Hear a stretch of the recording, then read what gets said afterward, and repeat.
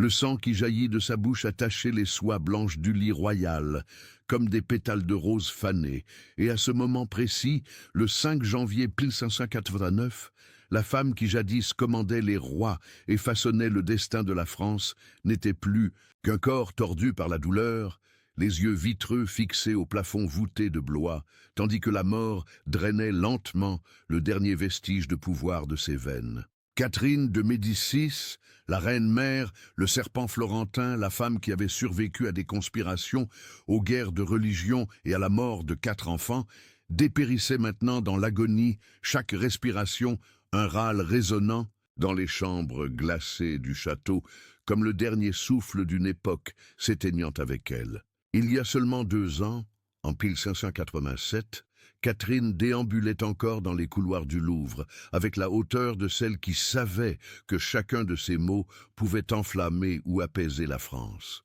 À 68 ans, son corps corpulent enveloppé de brocart noir se mouvait avec la détermination d'une femme ayant transformé le veuvage en pouvoir absolu. Ses petits yeux sombres, que les ambassadeurs vénitiens décrivaient comme perçants comme des poignards, scrutaient chaque visage à la cour, chaque geste, chaque murmure susceptible de révéler une trahison. Elle connaissait les secrets de tous. Elle savait que le duc de Guise entretenait une correspondance secrète avec Philippe II d'Espagne, qu'Henri de Navarre séduisait les dames de la cour pour obtenir des informations politiques, que son propre fils, le roi Henri III, sanglotait en secret dans ses appartements royaux, tourmenté par la pression de régner sur un royaume au bord de l'effondrement. Catherine le savait parce qu'elle-même avait tissé cette toile d'espionnage, de corruption et de chantage qui maintenait la France unie par des fils invisibles, mais aussi résistants que l'acier. Le pouvoir lui était venu à travers la tragédie, comme presque tout dans sa vie. Lorsque Henri II mourut en 1559, transpercé par une lance lors d'un tournoi, Catherine sentit l'odeur métallique du sang de son mari imprégner ses vêtements, alors qu'elle le soutenait dans ses bras, mais elle ressentit aussi autre chose, la fragrance enivrante de l'autorité qui lui appartenait enfin. Elle avait été une reine consort ignorée, humiliée par la favorite officielle de Henri, Diane de Poitiers, contrainte de sourire poliment pendant qu'une autre femme portait les joyaux de la couronne et dictait les modes de la cour. Mais, quand le roi mourut, Catherine ne pleura pas longtemps. 3 jours après les funérailles, elle avait déjà chassé Diane de Poitiers du pouvoir, confisqué ses terres et commencé à consolider sa position de régente pour ses enfants mineurs. Le premier acte de sa véritable vie politique fut d'ordonner que toutes les lettres d'amour que Henri avait écrites à Diane soient brûlées sur la place publique, tandis qu'elle observait depuis les fenêtres du Louvre un sourire froid, ourlant ses lèvres charnues. Pendant près de 30 ans, Catherine gouverna la France à travers ses fils. D'abord François II, qui mourut à 16 ans après seulement 1 an de règne. Puis Charles IX, qu'elle manipula comme une marionnette jusqu'à sa mort prématurée. Et enfin Henri III, le fils qu'elle aimait le plus et qui deviendrait aussi sa plus grande source de tourments. Chaque transition de pouvoir fut orchestrée par elle, avec la précision d'un horloger et la cruauté d'un bourreau. Lorsque François II mourut, prétendument d'une infection à l'oreille, les médecins de la cour murmurèrent que la mort avait été bien trop commode, survenant exactement au moment où les Guises consolidaient leur pouvoir à travers la jeune reine Marie Stuart. Quand Charles IX agonisa sur son lit de mort, délirant de fleuves de sang et suppliant pardon pour les massacres de Huguenots qu'il avait ordonnés, Catherine resta à son chevet, tenant sa main tremblante, tout en murmurant des mots de réconfort. Mais ses yeux, implacables, calculaient déjà les prochains mouvements politiques nécessaires pour maintenir la dynastie des Valois sur le trône. L'accession d'Henri III au trône, en 1574, aurait dû être l'apogée de son pouvoir, mais devint le début de sa lente agonie. Henri était intelligent, cultivé, sensible aux arts et à la poésie, mais il était aussi faible, indécis et tourmenté par une sexualité que la cour chuchotait être contre nature. Catherine avait élevé un roi qui l'aimait dévotement, mais qui ne savait gouverner sans elle, et cela allait devenir la source de sa propre destruction. Tandis qu'elle apprenait à naviguer dans les eaux tumultueuses de la politique française avec l'astuce d'un serpent, Henri sombrait dans des crises de mélancolie, s'entourait de favoris efféminés qui scandalisaient la noblesse et fuyait ses responsabilités royales dans des pèlerinages religieux ou des orgies qui duraient des jours entiers. La France, pendant ce temps, saignait dans des guerres de religion qui semblaient sans fin, catholiques et huguenots s'entretuant pendant que le trésor royal se vidait et que l'autorité monarchique se dissolvait comme du sucre sous la pluie. L'odeur de la conspiration imprégnait l'air du Louvre comme un encens vénéneux. Catherine, qui avait été la maîtresse de l'intrigue, se voyait désormais entourée de complots qu'elle ne parvenait plus à contrôler.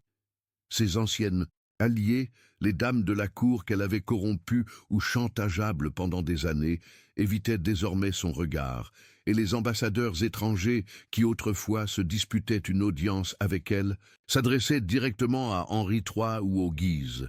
Lors des banquets, elle observait les visages autour de la table ovale, reconnaissant dans chaque expression le calcul froid de ceux qui la croyaient déjà politiquement morte. Ces espions, qui avaient été ses yeux et ses oreilles à travers toute la France, commençaient à vendre des informations à d'autres maîtres, et Catherine découvrit qu'elle était trahie par des personnes qu'elle avait considérées comme entièrement loyales.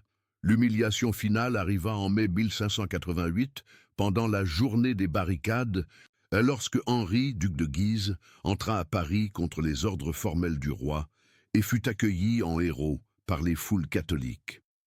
Catherine, qui avait passé sa vie à éviter que la capitale française ne tombe aux mains de quelques factions, que ce soit, vit son œuvre de décennies s'écrouler en une seule matinée. Le peuple dressa des barricades dans les rues en criant « Viva Guise !» tandis qu'Henri III s'enfuyait de Paris comme un lâche, et elle fut forcée de l'accompagner, son litière vacillant sur les routes caoteuses, tandis que des larmes de rage et de désespoir coulèrent sur ses joues flasques. Lors de ce voyage humiliant jusqu'à Chartres, elle goûta pour la première fois l'amertume de la défaite, un goût métallique mêlé au sang qui commençait à lui remonter régulièrement à la gorge. La France, qu'elle avait gouvernée d'une main de fer, la rejetait maintenant comme une vieille dame édentée, et elle sut qu'elle ne récupérerait jamais l'autorité qu'elle avait perdue. Les mois qui suivirent furent une descente vertigineuse aux enfers.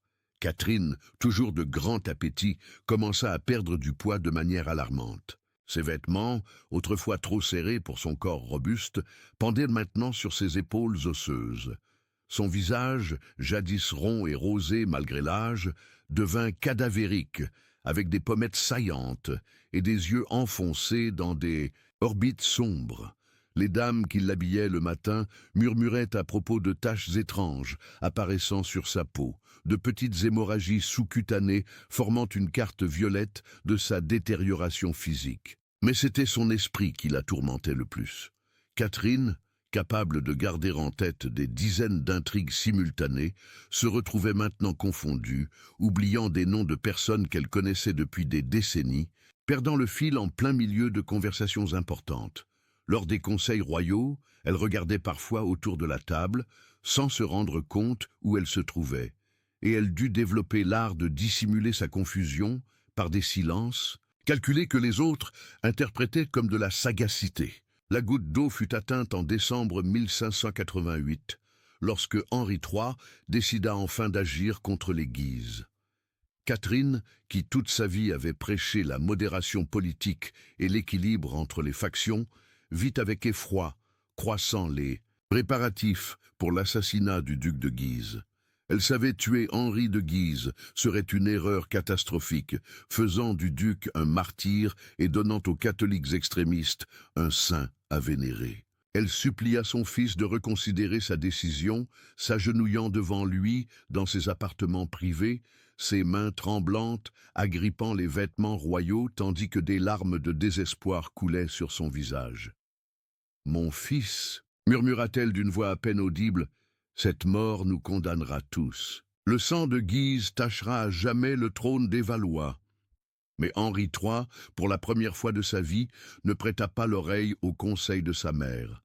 Ses yeux, qui autrefois cherchaient l'approbation sur le visage de Catherine, brillaient maintenant d'une détermination fiévreuse qu'elle ne reconnaissait pas. Le matin du 23 décembre 1588, quand les dagues des assassins trouvèrent la chair de Henri de Guise dans la chambre du conseil de Blois, Catherine se trouvait dans ses appartements, mais le son des cris, des meubles renversés et des pas précipités, dans les couloirs, parvint jusqu'à elle avec la clarté d'un cauchemar.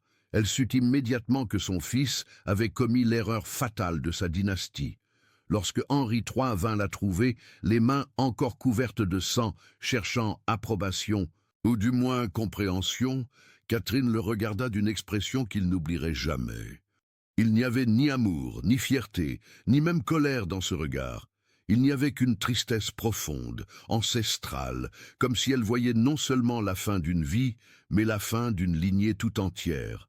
« Tu as bien coupé », dit-elle d'une voix glaciale. « Maintenant reste à savoir si tu sauras recoudre. » Dans les jours qui suivirent l'assassinat, alors que la nouvelle se répandait en France comme un feu de paille, Catherine fut témoin de l'effondrement final de tout ce pourquoi elle avait lutté. Paris se révolta. Les prédicateurs catholiques déclarèrent Henri III tyran régicide, et le pape Sixte V, jadis allié, menaça d'excommunier toute la famille royale. Mais ce qui se passait dans son propre corps la terrifiait encore davantage. Le sang qu'elle avait commencé à cracher par intermittence coulait maintenant de sa bouche plusieurs fois par jour, tachant ses mouchoirs de lin d'un rouge sombre, au parfum de fer et de pourriture. Ses entrailles semblaient se dissoudre, et elle avait l'impression que de l'acide rongeait ses organes internes. Les médecins, de plus en plus alarmés, parlaient de putréfaction interne et de corruption des humeurs, mais Catherine savait que ce qui la tuait n'était pas une maladie ordinaire. C'était la France elle-même qui se décomposait en elle, comme si le royaume qu'elle avait gouverné si longtemps se régurgitait à travers son corps en spasmes de sang et de bile. Les nuits devinrent un enfer de douleur et de délire. Catherine, autrefois capable de dormir profondément, passait maintenant des heures éveillée, hantée par des visions plus réelles que la réalité. Elle voyait défiler dans ses appartements les morts de sa vie politique. François de Guise, assassiné en 1563, lui désignant du doigt ensanglanté. Gaspard de Coligny, tué pendant la nuit de la Saint-Barthélemy, lui susurrant des accusations à l'oreille.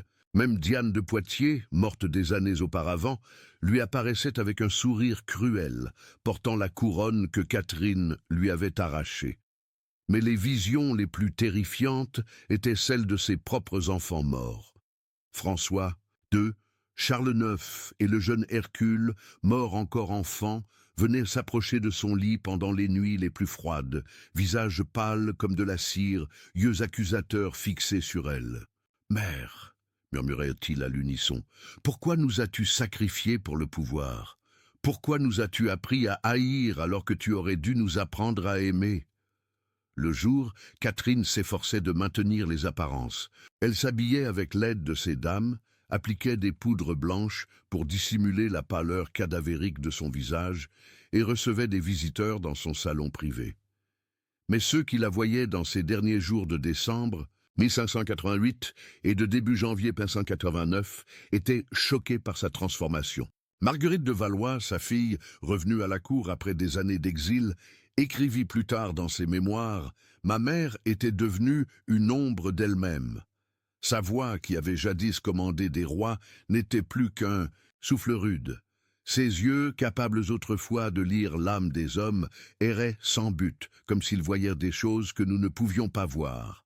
Mais le plus terrible était l'odeur.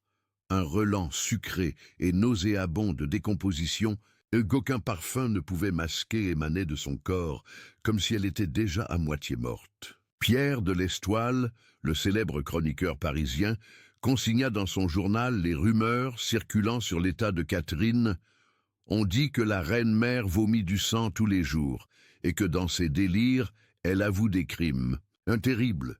Certains murmurent qu'elle a été empoisonnée par des agents des Guises, d'autres qu'elle a été maudite par quelques sorcières huguenotes. Mais les plus sages affirment qu'elle est dévorée de l'intérieur par tous les péchés qu'elle a commis au nom de la raison d'État. On dit qu'elle appelle les morts pendant la nuit, suppliant pardon à des voix qu'elle seule peut entendre. La vérité était encore plus terrifiante que les rumeurs. Catherine mourait d'une combinaison de cancer, probablement de l'estomac, et de ce que les médecins de l'époque appelaient mélancolie noire, une dépression profonde semblant littéralement consumer son corps. Mais elle mourait aussi d'une chose plus subtile et plus dévastatrice, la conscience qu'elle avait complètement échoué dans sa mission de vie. Elle avait consacré 3 décennies à maintenir les Valois sur le trône de France, et maintenant tout lui apparaissait vain. Henri III n'avait pas d'enfant, et à sa mort, la couronne reviendrait à Henri de Navarre, le leader protestant, qu'elle avait combattu toute sa carrière politique, tout ce pourquoi elle avait lutté, tous les crimes qu'elle avait commis, toutes les alliances qu'elle avait forgées et brisées, tout cela se révélait complètement inutile. El-Tei avait sacrifié son âme pour préserver une dynastie destinée à s'éteindre avec elle. L'année 1589 commença sous un terrible présage. Le matin du 1er janvier, quand Catherine tenta de se lever de son lit, elle s'effondra sur le sol de marbre froid, et le sang qui jaillit de sa bouche fut si abondant qu'il forma une flaque rouge autour de sa tête. Ces dames accoururent pour l'aider, mais lorsqu'elles la relevèrent, elle était inconsciente, sa respiration si faible qu'elles crurent qu'elle était déjà morte. Lorsqu'elle reprit finalement connaissance quelques heures plus tard, la première chose qu'elle vit fut le plafond peint de ses appartements où des anges dorés semblaient se moquer d'elle avec leurs sourires éternels. « Dieu m'a abandonnée », murmura-t-elle, et ce furent les dernières paroles cohérentes que beaucoup de ses courtisans l'entendirent prononcer. Les jours qui suivirent furent une agonie prolongée. Catherine alternait entre périodes d'inconscience et moments de lucidité terrible, où elle semblait comprendre pleinement l'étendue de sa ruine. Elle ne parvenait plus à garder de nourriture dans son estomac, vomissant tout ce qu'elle avalait, même de l'eau. Son corps, qui avait été son instrument de pouvoir pendant des décennies, la trahissait totalement. Ses intestins se contractaient en spasmes douloureux, la faisant se tordre dans son lit comme une possédée. Sa peau, d'une couleur jaunâtre, presque verdâtre, devint si fine que les veines apparaissaient comme des rivières bleues dessinant une carte de souffrance. Ses mains, qui jadis tenaient les rênes du pouvoir européen, tremblaient de manière incontrôlable et ses ongles croissaient à l'excès faute de force pour les couper. Mais peut-être l'aspect le plus effrayant de son agonie fut la transformation de sa voix. Catherine, autrefois oratrice éloquente capable de persuader les ambassadeurs et d'intimider les nobles de ses mots, ne parvenait maintenant à émettre que des sons gutturaux, comme si sa gorge était pleine de pierres. Quand elle tentait de parler, sortèrent de sa bouche des mélanges de gémissements, de grognements et parfois de mots disjoints en italien, français et latin. Ceux qui parvenaient à déchiffrer ces murmures rapportèrent qu'elle répétait constamment des noms. Henri, mon Henri, pardonne-moi, François, Charles, tous morts, tous de ma faute. Henri III, malgré toutes ses faiblesses, aimait sincèrement sa mère et passait des heures à son chevet, tenant sa main glacée et tentant de la réconforter. Mais même lui était hanté par ce qu'il voyait. Dans ses lettres à ses confidents, il décrivit les derniers jours de Catherine comme une descente aux enfers de son vivant. Il écrivit « Ma mère, qui a toujours été mon roc, ma conseillère, ma force, n'est plus qu'une ombre grotesque de ce qu'elle fut. Elle me regarde parfois comme si elle ne me reconnaissait pas, et d'autres fois comme si elle me voyait pour la première fois et en était horrifiée. Je sais qu'elle me tient pour responsable de tout, de l'assassinat de Guise, de la ruine de notre maison, de la guerre civile qui déchire la France. Et elle a raison. J'ai détruit en un jour ce qu'elle a bâti pendant des décennies. » Dans la nuit du 4 au 5 janvier 1589, Catherine entra dans son agonie finale. Le chroniqueur de la cour, qui eut accès au récit des dames présentes, décrivit une scène semblable à une vision dantesque. La reine-mère se tordait dans son lit comme si des démons invisibles la torturaient. Ses yeux se retournaient, ne laissant apparaître que le blanc, et de sa bouche jaillissait un liquide sombre, tachant les draps de soie. Elle hurlait des noms de personnes mortes depuis des décennies, comme si elles étaient dans la pièce avec elle. Parfois, elle tendait les bras vers le vide, comme si elle tentait d'attraper quelque chose qu'aucun autre ne pouvait voir. L'odeur qui émanait de son corps était si forte que certaines dames durent quitter la pièce pour ne pas vomir.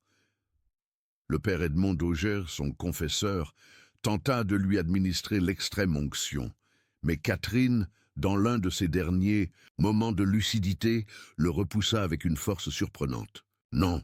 cria-t-elle d'une voix qui n'était plus humaine. « Dieu ne me veut pas. J'ai vendu mon âme. Pour mes enfants, pour la France. Il n'y a pas de pardon. Il n'y a pas... » Ces mots se dissolurent en un gargouillement de sang coulant le long de son menton et tachant l'oreiller de lin blanc. Quand arriva enfin le moment de sa mort, vers 2 heures du matin le 5 janvier, Catherine de Médicis ne mourut pas en paix. Selon les témoins, elle se redressa partiellement dans son lit d'un effort surnaturel, ses yeux s'écarquillant, comme si elle voyait quelque chose d'épouvantable, et de sa bouche jaillit une telle quantité de sang qu'elle inonda complètement les draps. « Non !» hurla-t-elle une dernière fois, sa voix résonnant dans les couloirs de pierre du château, puis elle s'effondra, la tête frappant le montant du lit d'un bruit sourd qui fit frissonner tous ceux présents. Le sang continua de couler de sa bouche pendant quelques minutes, après qu'elle ait cessé de respirer, comme si son corps expulsait jusqu'à la dernière goutte de vie.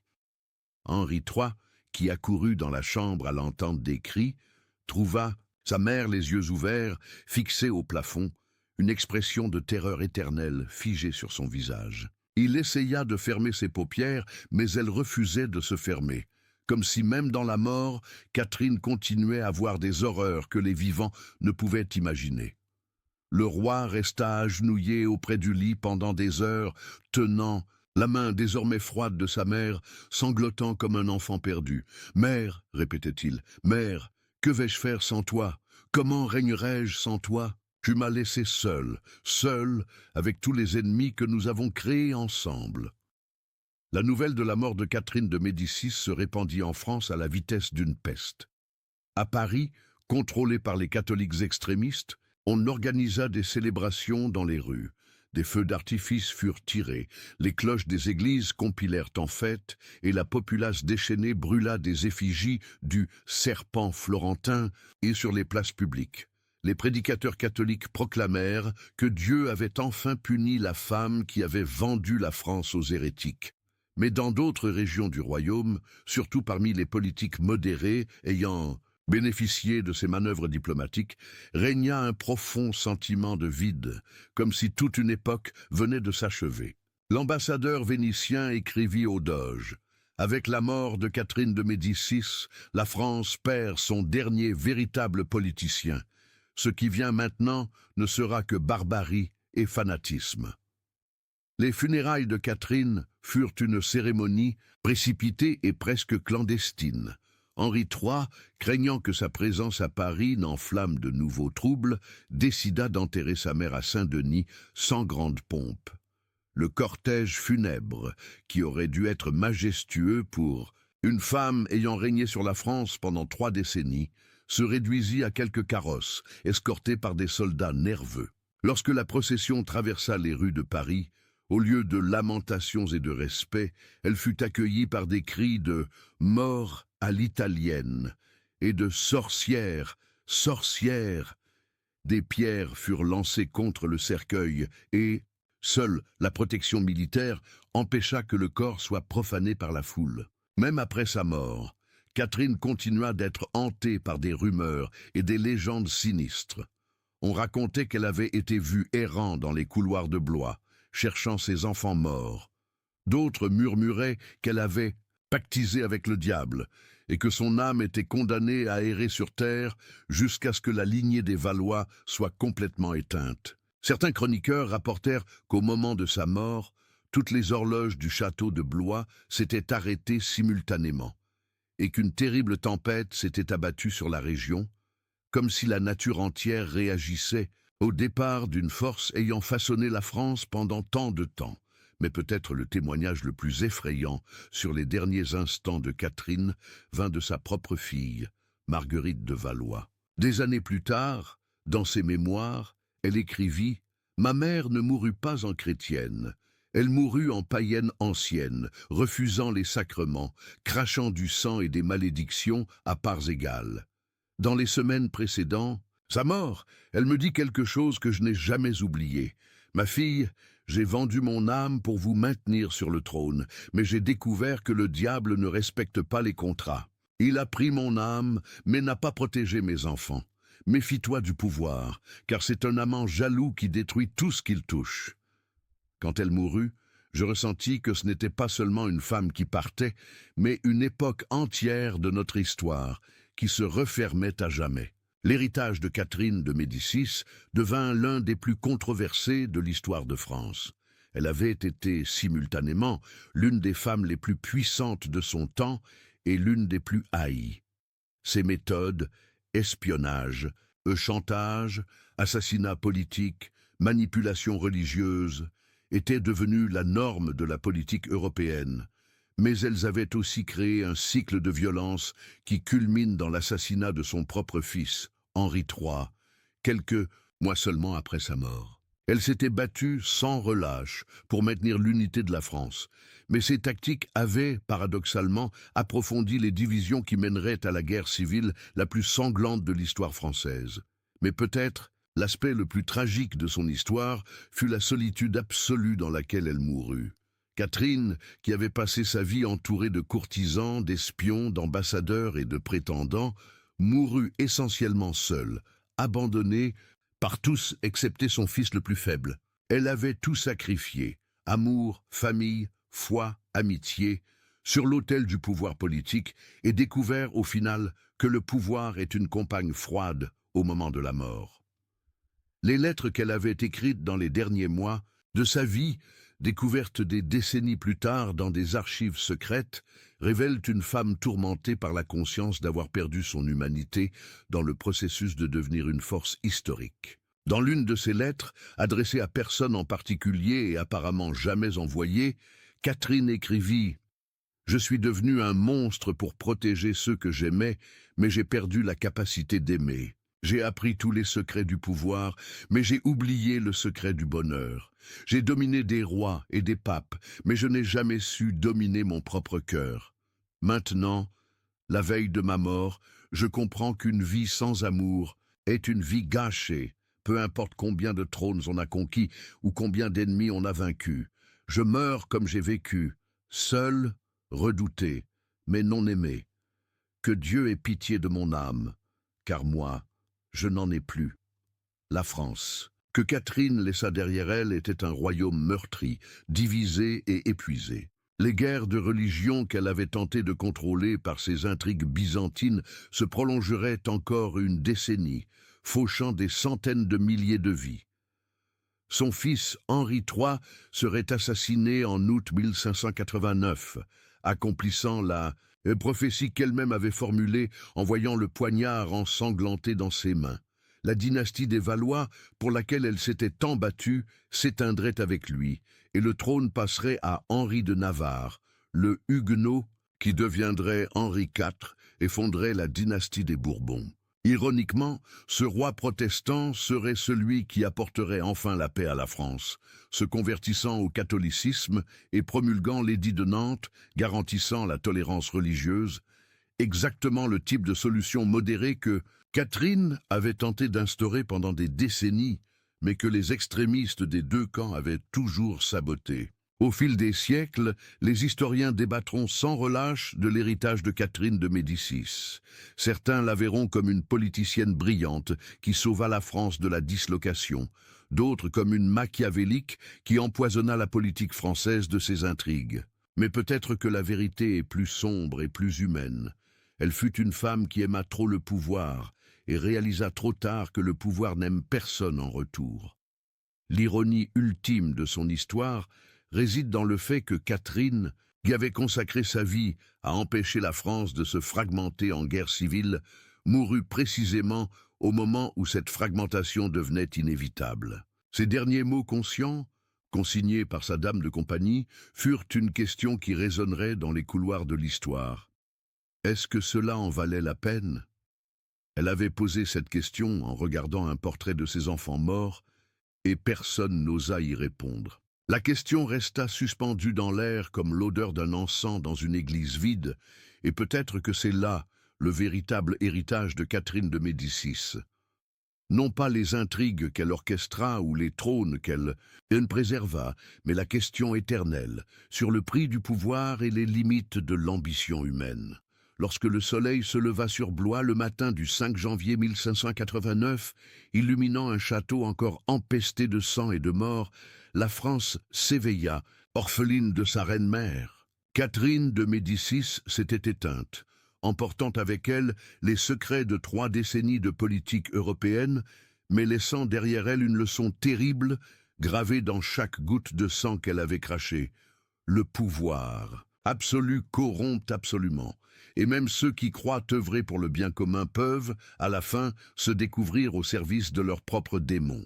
Sa mort ne fut pas seulement la fin d'une vie, mais la fin d'une époque, et le début d'une France qui, pendant des décennies, devrait apprendre, à travers encore plus de sang et de larmes, que la véritable grandeur d'une nation ne réside pas dans l'astuce de ses dirigeants, mais dans la capacité de son peuple à trouver, même au cœur du chaos, des raisons d'espérer un avenir meilleur. Le serpent était mort, mais le venin qu'il avait répandu continuerait à circuler dans les veines de la France pendant des générations.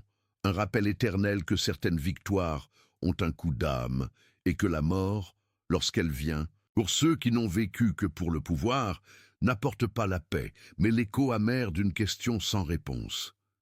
Est-ce que cela en valait la peine ?